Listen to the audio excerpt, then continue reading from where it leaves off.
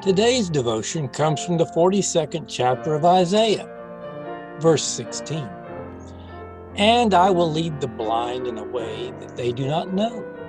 In paths that they have not known, I will guide them. I will turn the darkness before them into light, the rough places into level ground. These are the things that I will do, and I do not forsake them. This section of Isaiah is about God pointing out who He is and how He has stayed His hand even as the people have tried His patience mightily. It's also the section where God is telling Isaiah that He is the one God is calling to tell the people of Him and His plans for the people. So we have a stage set where God has picked a spokesman and defined who He is to that spokesman. The main issue for God at this point is the worship of idols and other gods.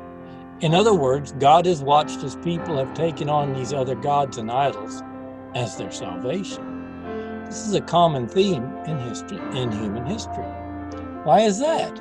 Well, because we may believe that there are beings that have more power than we could ever hope to have as our own, but we want these powerful beings to fulfill our wishes. Now, it should be obvious that a real God will not be controlled by humanity, especially if He has created them to begin with. The power structure is simply not going to skew in the direction of the created being in control of the Creator. And that is why humanity seems to move in a direction of creating a God that they can influence to do their will, a power beyond them, but not above them. This is humanity's idea of God.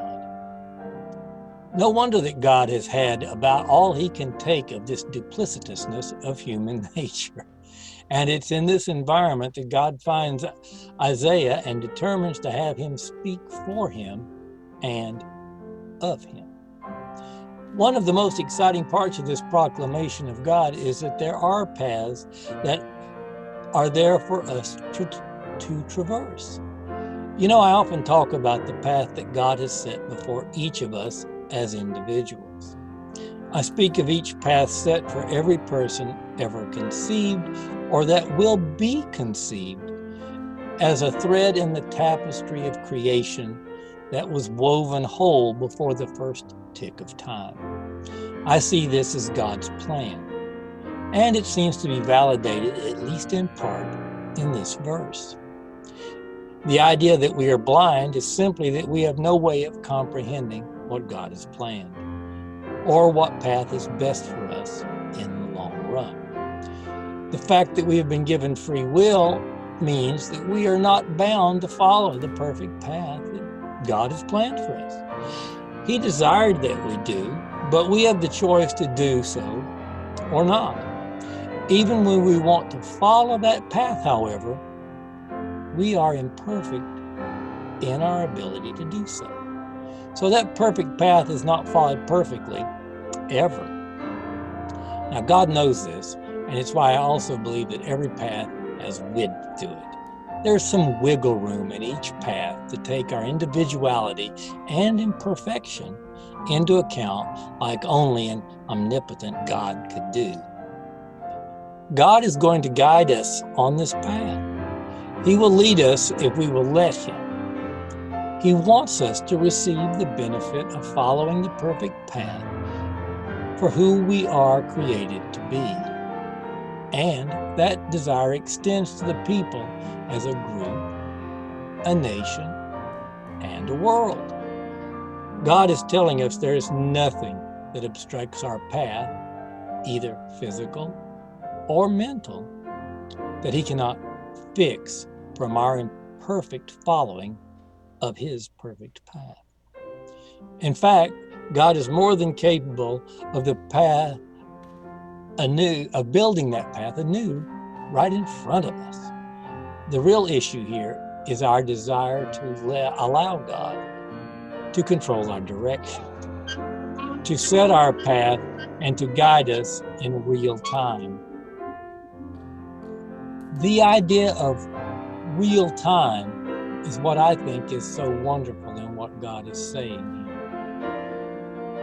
God is saying that no matter what the status of the path we find ourselves on, whether our fault or the confluence of multiple free will decisions of many individuals, He can flatten that path, move mountains, if you will, and He will turn the darkness clouding our paths into light. This is very much like my saying that we must be like Moses. We must set our foot in the Red Sea, get our feet wet, before the path will be made walkable by God. He only gives us what we need, and only when we need it. Does God test us by making us set foot in the water before He will do His thing? I said I can't really see that kind of God in my dad, my Abba, but I can see God's actions seem that way to us since we can't comprehend the future as He does. It might seem that God is testing us before He will reveal His help, but I tend to think that God refuses to cloud our free will decisions by giving away what He would do if we make a decision. If we know what God might do, would we really have the free will to decide? Would we make a decision that was opposed to what God would support? I don't believe it would be something we could do if we were cognizant of God's desire and that we believe God is the omnipotent creator. So God does not show His hand in a manner that will change our free will decisions. It is complicated, but that is my feeling on the subject.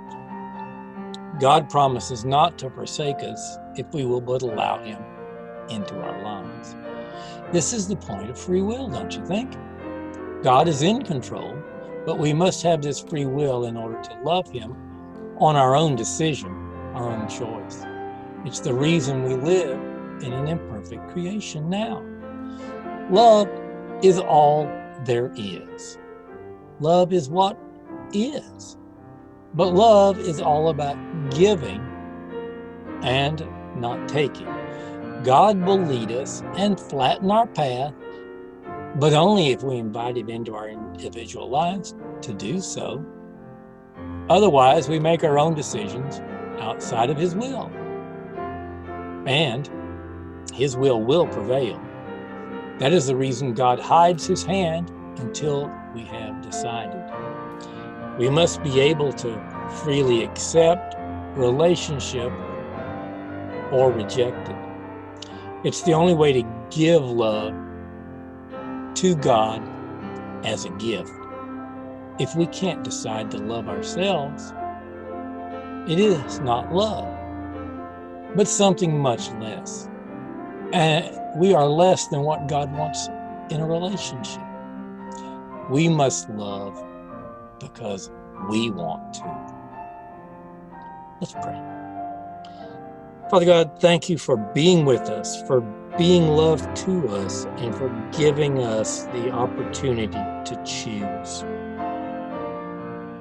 For all the times that You flatten our paths and we are not recognizing that You did. For all the times that You widen our path so that our wobbling still fits within Your will. For all that You do for us in love, help us to return love.